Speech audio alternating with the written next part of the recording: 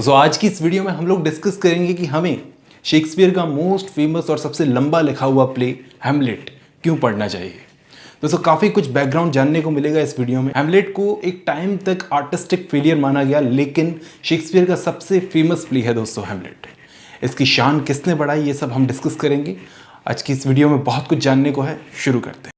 1599 से 1602 के बीच इस प्ले को लिखा गया था, और कमाल की बात यह कि इस प्ले को भी शेक्सपियर ने हिस्ट्री के सोर्सेज उठा करके लिखा है।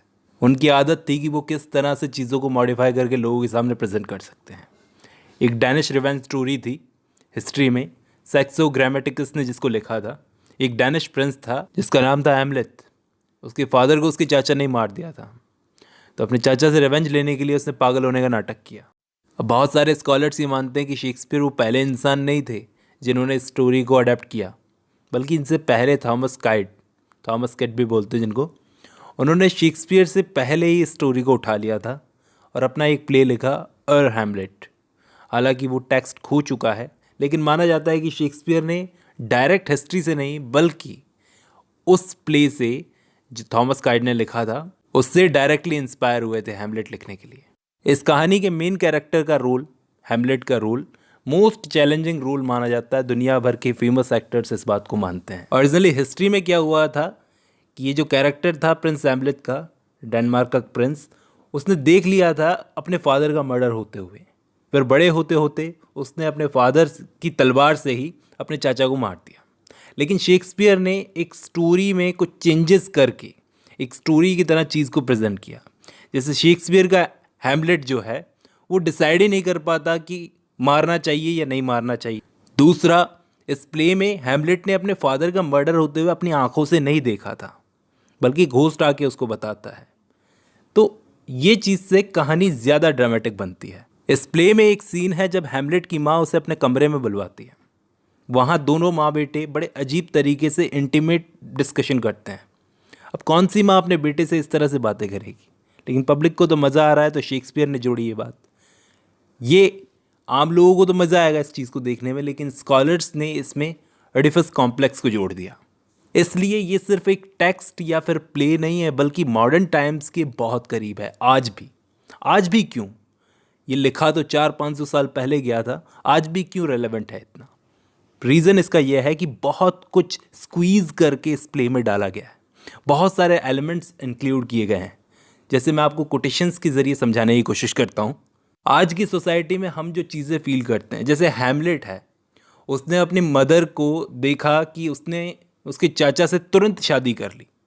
अपने हस्बैंड की डेथ के बाद में इतना जल्दी शादी क्यों की? क्या जल्दी हो रही थी इतनी?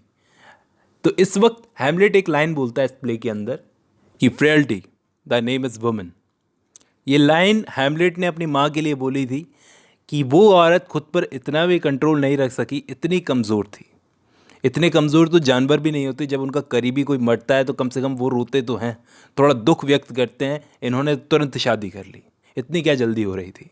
लेकिन ये लाइन पढ़कर कहीं ना कहीं ऐसा भी लगता है कि ये बात कहीं ना कहीं औरतों के लिए प्रेजुडिस रख कर बोली गई है। ये औरत इतनी वीक होती है कि खुद पर कंट्रोल तक नहीं रख सकती।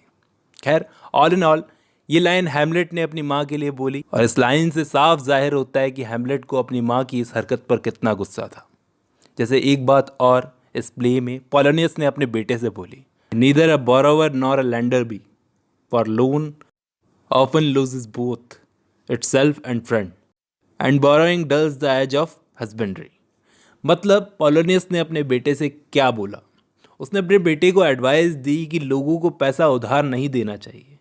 डेंजरस होता है लोगों को पैसा उधार देना, खास करके करीबी लोगों को, क्योंकि अक्सर लोग पैसा चुका नहीं पाते। इससे आप पैसा और दोस्ती दो चीज़ें खोते हो, इसलिए डेंजरस बताया है।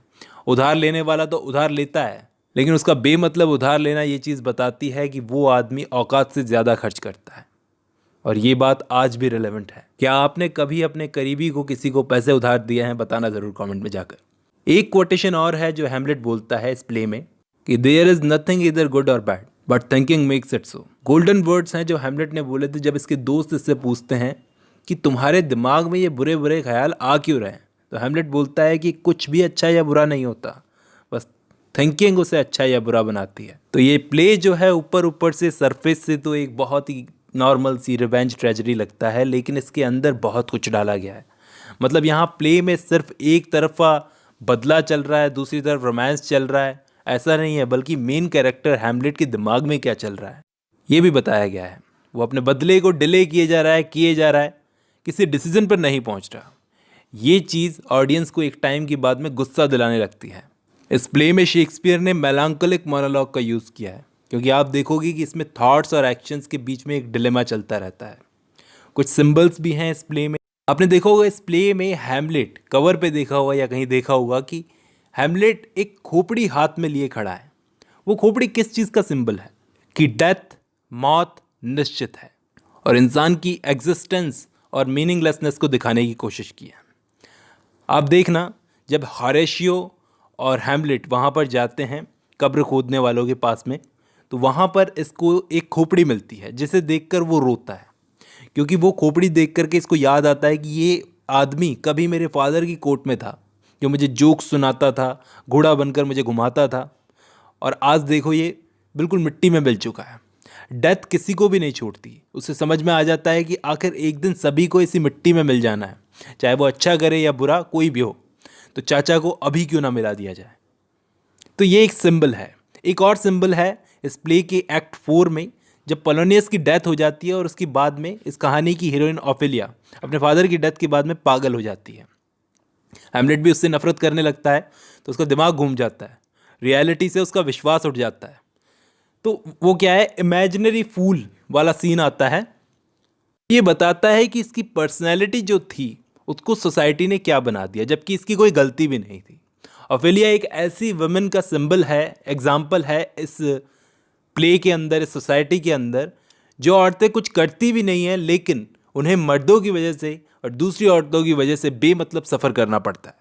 और आखिर में मैं कहना चाहूँगा कि ये प्ले कहीं ना कहीं सोसाइटी को दिखाता है कि औरत के खिलाफ शुरू से प्रेजुडिस रखा गया है, शुरू से। हैमलेट की माँ ने दूसरी शादी कर ली तो हैमलेट को गुस्सा आ गया। अगर यही चीज़ हैमलेट के फादर कर लेते तो उसका क्या रिएक्शन होता? सोचने वाली बात है। आज की वीडियो में बस इतना ही। Thank you.